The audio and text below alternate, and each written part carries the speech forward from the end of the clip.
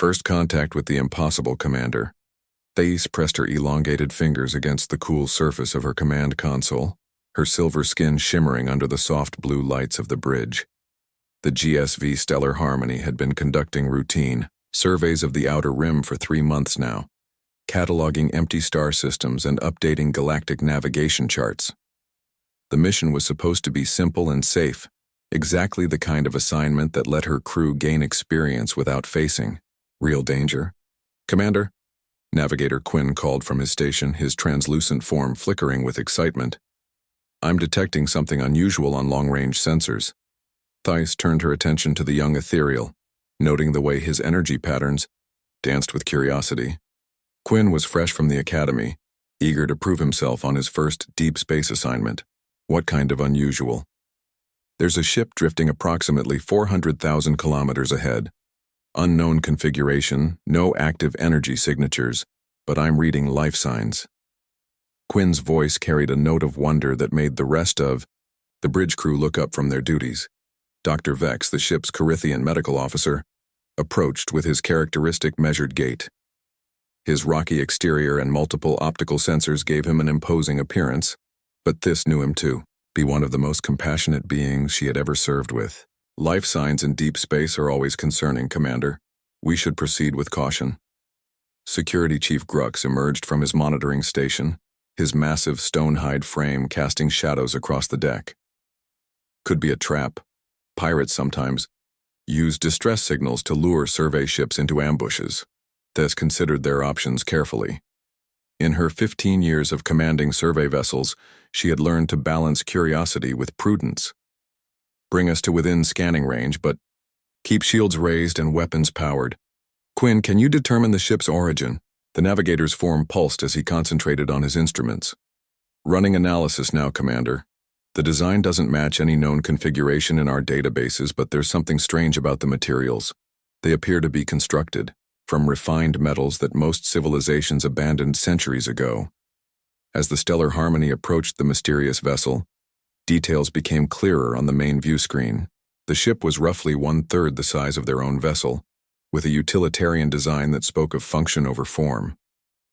Battle scars marked its hull, evidence of conflicts survived and challenges overcome. What struck Thais most was how the ship seemed to hold together despite obvious damage and wear. Commander, Dr. Vex announced after completing his initial scans, the life signs are fascinating. I'm detecting 12 biological entities aboard that vessel, but their readings are unlike anything in our medical databases. Their bone density appears to be nearly 3 times galactic standard, and their cardiovascular systems suggest adaptation to extreme stress environments. Extreme stress? Thais asked, feeling a chill run through her silver skin. According to these readings, these beings could survive atmospheric pressures that would crush most known species. Their muscle density suggests incredible physical strength, and their neural activity patterns indicate rapid reflexes and high stress tolerance. Security Chief Grux stepped closer to the command station. Commander, I recommend we maintain distance until we know more about these entities. Beings adapted for extreme environments could pose a significant threat. Before Thais could respond, Communications Officer Yara spoke up from her station. Commander, I'm receiving a transmission from the unknown vessel. It's in basic galactic standard, though the accent is unlike anything I've heard before. Put it through, Thais ordered, settling back in her command chair. A voice filled the bridge, warm and surprisingly friendly despite the obvious fatigue behind it. Unknown vessel, this is Captain Maria Santos of the Earth ship Crimson Dawn. We've been drifting here for 6 days after our navigation system failed. We're grateful to see another ship and would appreciate any assistance you might be able to provide. The bridge fell silent. The casual, almost cheerful tone of the message contrasted sharply with their expectations of dangerous aliens from an extreme environment. Earth? Navigator Quinn whispered, his form flickering with confusion. I'm searching our databases now. A moment later, his energy patterns shifted to display shock. Commander, Earth is listed in our records as a Class 15 Deathworld. According to the Galactic Survey, it's completely uninhabitable due to extreme weather patterns, geological instability, and predatory life forms. Dr. Vex's optical sensors focused intently on his readings. That would explain the biological adaptations I'm seeing. These beings evolved on one of the most hostile worlds in the galaxy. Thais felt her decision-making protocols engaging. First, contact with a new species was always significant, but first contact with beings from a Class 15 world was unprecedented. Open a channel, she decided. This is Commander Thys of the Galactic Survey vessel Stellar Harmony. Captain Santos, we're prepared to offer assistance, but we need to understand your situation better. The response came quickly, filled with genuine relief. Thank you, Commander Thys. We're happy to answer any questions you have. We've been hoping to make contact with other civilizations for a long time. Captain Santos, our records indicate that your homeworld is classified as uninhabitable. How did your species achieve space travel under such conditions? A laugh came. Through the communication system, warm and genuine. Well, Commander, when your planet throws everything it has at you from the day you're born, you learn to adapt pretty quickly. We've had volcanoes, ice ages, asteroid impacts, and more natural disasters than I can count. Space seemed like a nice quiet place by comparison. Dr. Vex leaned toward the communication panel. Captain Santos, I'm Dr. Vex, the medical officer aboard this vessel. May I ask about your species' physical adaptations? Our scans indicate remarkable resilience. Dr. Vex, nice to meet you. I suppose we are pretty tough by some standards. We've had to be. Earth doesn't go easy on anyone. We've learned to survive broken bones, blood loss, extreme temperatures, and hostile environments. It's made us resourceful, if nothing else. Security. Chief Grux couldn't contain his professional concern. Captain Santos, what kind of weapons and defenses does your species possess? Another laugh, this one carrying a note of embarrassment. Chief Grux, I assume. We do have weapons, but mostly we prefer to solve problems through cooperation and ingenuity. When you're facing a hurricane or an earthquake, fighting each other doesn't help much. We learned early that working together is usually the best strategy for survival. Thais found herself intrigued despite her caution. Captain Santos, would you be willing to allow a small delegation from our ship to visit yours? We're curious to learn more about your species and how you've achieved the impossible. We'd be honored, Commander. Fair warning, though, our ship isn't as advanced as yours probably is. We built the Crimson Dawn with whatever materials we could gather, and we've been making repairs with spare parts and creativity for the past 2 years. Dr. Vex was already preparing his mobile medical unit. Commander, I recommend a full medical and cultural exchange. This could be the most significant first contact in galactic history. Navigator Quinn's energy patterns danced with excitement. Commander, may I join the delegation? I've never met beings from a Deathworld before. Thais looked around at her crew, seeing curiosity overcoming caution in their expressions. Very well. Dr. Vex, Quinn and I will transfer to their vessel. Chief Grux maintain ready status and monitor our vital signs continuously. As the shuttle bay prepared for departure, this couldn't shake the feeling that they were about to encounter something that would change their understanding of life in the universe. Beings who had not only survived on a Class 15 Deathworld, but had built spaceships and traveled to the stars, represented possibilities that challenged everything the Galactic Survey had documented about the limits of biological adaptation. The short journey to the Crimson Dawn gave Thys time to review what little information they had about Earth. The planet's file read like a catalog of impossible survival scenarios. Average temperatures that fluctuated wildly, atmospheric storms capable of leveling cities, seismic activity that could reshape continents, and an ecosystem filled with predators that had evolved alongside the harsh environment. When their shuttle docked with the human vessel, Thys was surprised by the simplicity of the docking mechanism. It was functional and effective, but built with materials and techniques that most galactic civilizations had abandoned generations ago. Yet it worked perfectly, suggesting that these humans had learned to maximize efficiency with limited resources. The airlock opened, and Thys got her first direct look at the beings who had achieved the impossible. Captain Maria Santos was shorter than expected, with dark hair and eyes that seemed to take in everything around her. Her movements were fluid and confident, and despite the obvious wear from months in space, she radiated competence and warmth. "Welcome aboard the Crimson Dawn," Captain Santos said, extending her hand in what appeared to be a greeting gesture. "I'm sorry the accommodations aren't as luxurious as you're probably used to, but we've kept everything functional." Dr. Vex immediately began taking readings with his medical scanner, his optical sensors focusing on the humans with fascination. "Captain Santos, your species' biological readings are extraordinary. Your cardiovascular system alone could power most species through activities that would be fatal to them." "Thank you, I think," Maria laughed. "Dr. Chen, our ship's medic, would probably find your equipment fascinating. She's been working with instruments that are basically hand tools compared to what you have." As they toured the Crimson Dawn, Tice was struck by the ingenuity evident in every system. The humans had built redundancies into their redundancies, clearly expecting equipment failures and preparing for every possible emergency. What impressed her most was how efficiently they had organized their limited space to serve multiple functions. Engineer Tom Bradley joined them in the main corridor, his hands stained with lubricants and his coveralls showing the wear of constant maintenance work. "Sorry about the mess," he said cheerfully. "We've been rebuilding the navigation system from scratch using parts from 3 different backup units." "Navigator." Quinn flickered with amazement. "You rebuilt a navigation system? How is that possible without specialized manufacturing equipment?" Tom grinned. "When you can't call for help, you learn to fix things yourself. We've got spare parts for everything, and if we don't have spare parts, we make them. Earth taught us that if you can't adapt, you don't survive." Dr. Sarah Chen approached from the medical bay, carrying what looked like a basic medical kit. Her introduction to Dr. Vex led to an immediate exchange of medical knowledge that fascinated both species. When Dr. Vex shared readings from his advanced scanner, Dr. Chen's eyes lit up with scientific curiosity. "Your equipment can detect cellular-level trauma in real time?" she asked. "That's incredible. We've been working with basic field surgery techniques and hoping for the best." "Field surgery?" Dr. Vex's voice carried concern. "You perform medical procedures without proper facilities?"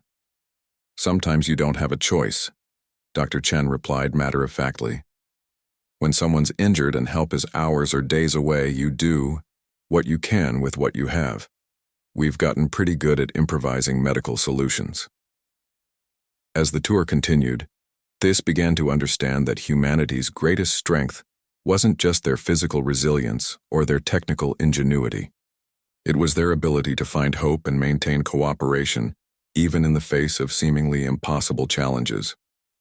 Every human they met was friendly and curious, eager to learn about the galaxy while openly sharing their own knowledge and experiences.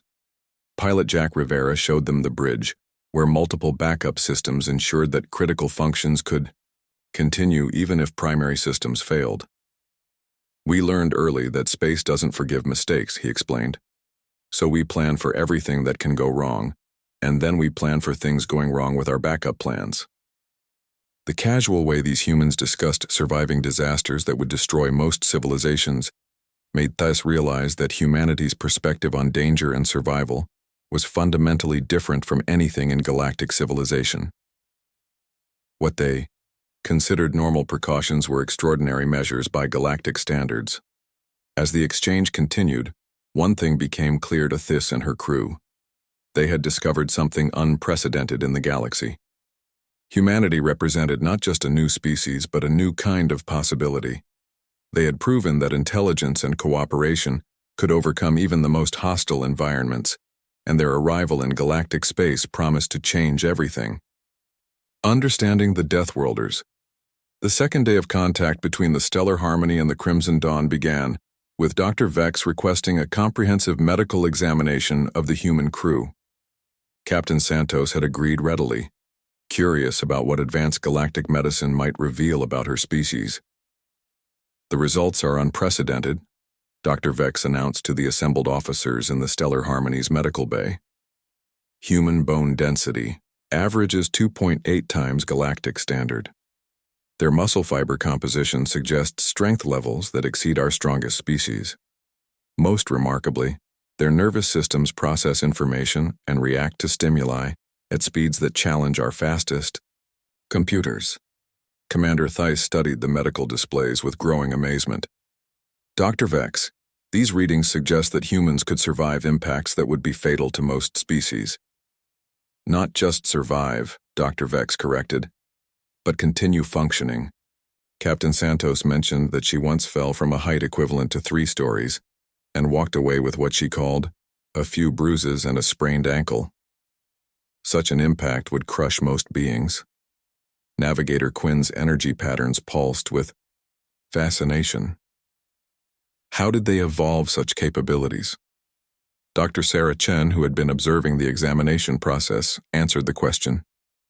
Earth never gave us an easy path. Our ancestors survived ice ages that lasted tens of thousands of years, volcanic eruptions that blocked sunlight for decades, and predators that evolved alongside us.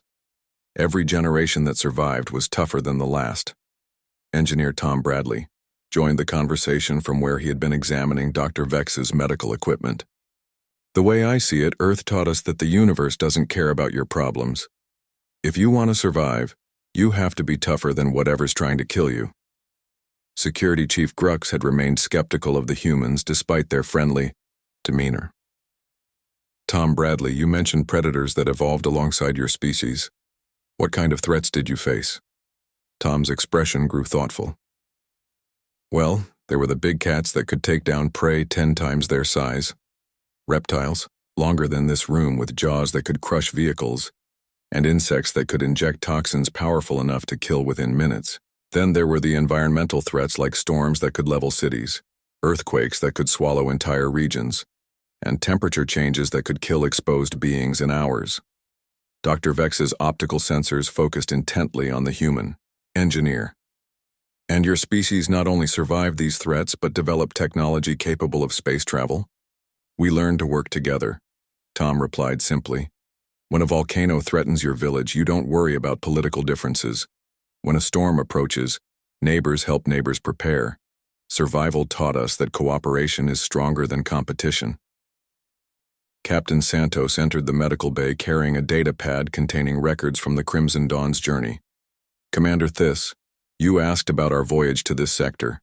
We've been traveling for 2 years, 3 months, and 16 days.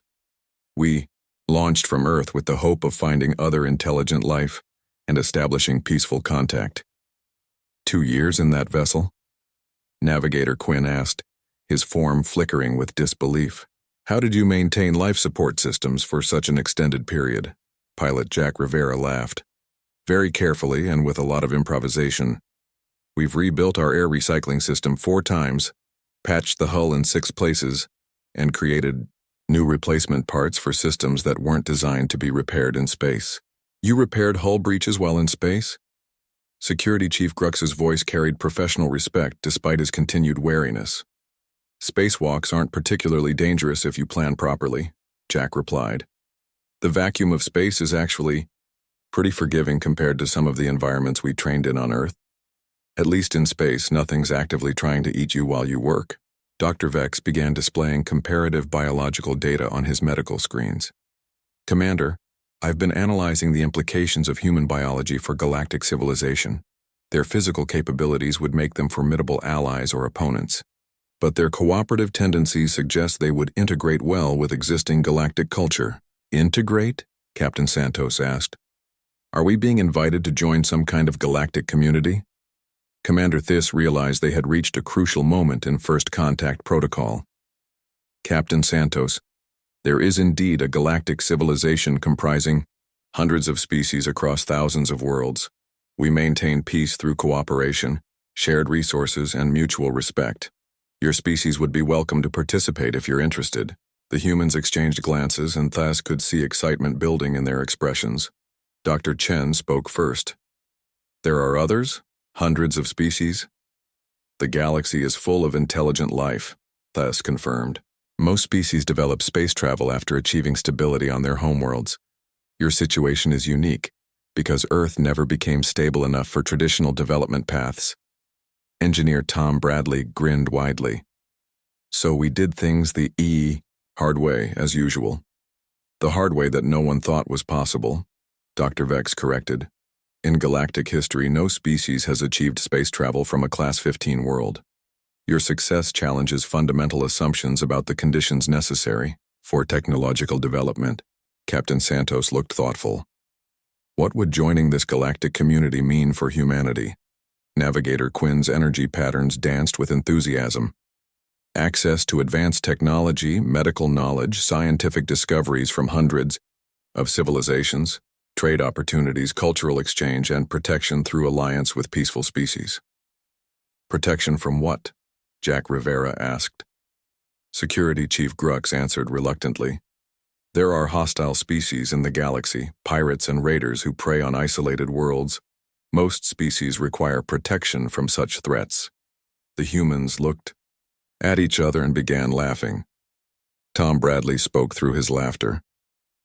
Chief Grux, with respect, we come from a world where the weather tries to kill us regularly. I think we can handle pirates. Dr. Sarah Chen wiped tears of laughter from her eyes. Sorry, Chief Grux, we're not laughing at you. It's just that the idea of needing protection from other beings is funny when you've spent your life dealing with hurricanes, earthquakes, and predators. Security Chief Grux studied the humans with new understanding. You would fight to defend yourselves rather than rely on others for protection? We'd prefer to avoid fighting altogether, Captain Santos replied seriously. But yes, if threatened, we would defend ourselves and our allies. Earth taught us that sometimes you have to stand up to bullies, whether they're natural disasters or hostile beings.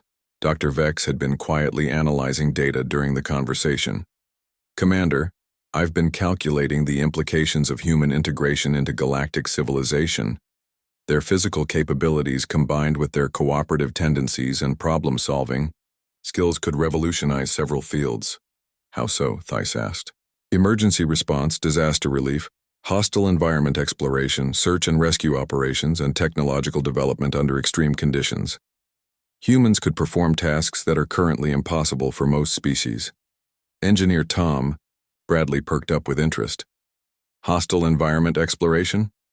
You mean there are places in the galaxy that are too dangerous for most species to visit? Numerous locations, Navigator Quinn confirmed. Gas giant atmospheres, unstable star systems, worlds with extreme gravity or radiation, areas of space affected by stellar phenomena. These regions remain largely unexplored because they're too dangerous for conventional survey missions. Sounds like interesting places to visit, Jack Rivera commented casually. Dr. Vex's optical sensors focused on the pilot. Jack Rivera, those environments would be fatal to most galactic species within minutes.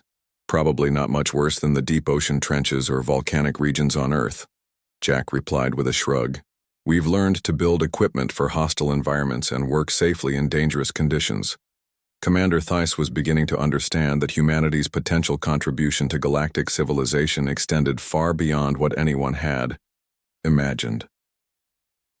Captain Santos, if humanity were to join galactic civilization, what would your species want in return for sharing your capabilities?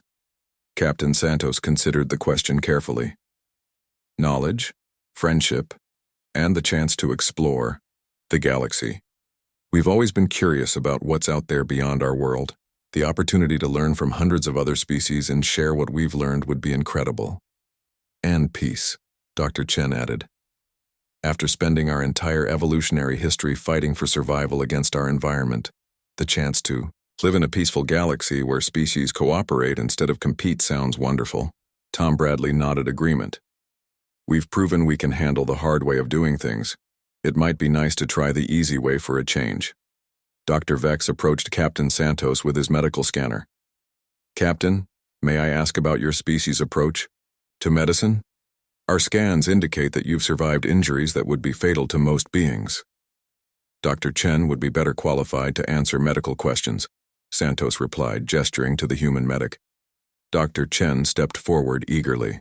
Dr. Vex, human medicine has focused on trauma care and emergency treatment because of the dangerous conditions on Earth. We've become expert at treating severe injuries, poisoning, extreme temperature exposure, and rapid blood loss. Our surgical techniques are designed to work with minimal equipment in field conditions. Field conditions? Situations where proper medical facilities aren't available, Dr. Chen explained. Natural disasters, remote locations, combat zones, or emergency situations where you have to treat patients with whatever supplies you can carry. Dr. Vex's voice carried amazement. You perform surgery without proper medical facilities? When the alternative is watching someone die, you do what you can with what you have. Dr. Chen replied matter-of-factly. We've developed techniques for improvising surgical instruments, creating sterile conditions in contaminated environments, and performing complex procedures with basic tools. Security Chief Grux had been listening with growing respect. Dr. Chen, your species has military, medical experience? Unfortunately, yes. Humans have fought wars throughout our history, though we've been working to outgrow that tendency. Military medicine taught us to treat severe trauma quickly and effectively under hostile conditions. Your species' history includes warfare? Thais asked with concern. Captain Santos answered diplomatically. We're not proud of our conflicts, Commander, but they taught us valuable lessons about cooperation and the costs of violence. Most modern humans prefer peaceful solutions to problems. We've learned that working together accomplishes more than fighting each other. Navigator Quinn flickered with curiosity. How did your species transition from warfare to cooperation? Gradually, and with a lot of effort, Tom Bradley replied. We realized that the challenges Earth threw at us were bigger than any differences between human groups. Hurricanes don't care about politics, and earthquakes don't respect borders. Survival required everyone to work together. The cultural exchange continued for hours, with both species learning from each other. The humans shared stories of surviving disasters that sounded impossible to the Galactic crew, while the aliens described technologies and civilizations that amazed the humans. As the day progressed, Commander Thys found herself convinced that humanity's integration into galactic civilization would benefit everyone involved. The humans brought capabilities that no other species possessed, combined with attitudes and perspectives that could enhance existing galactic culture. Captain Santos, Thais said as the formal exchange session concluded, I believe your species would make excellent additions to galactic civilization. Would humanity be interested in establishing formal diplomatic relations? Captain Santos smiled widely. Commander, on behalf of humanity, I can say that we would be honored to join the galactic community. We're excited about learning from other species and contributing whatever we can to peace and prosperity throughout the galaxy. Dr. Vex was already making plans. The medical knowledge exchange alone could advance galactic medicine by centuries. Human trauma care techniques could save countless lives, and human engineering approaches could solve problems we've considered unsolvable, Tom Bradley added. When you're used to making things work with whatever materials you have available, you develop creative solutions. Security Chief Grux approached Captain Santos with something approaching admiration. Captain, I apologize for my initial suspicion. Your species' combination of strength and cooperation is remarkable.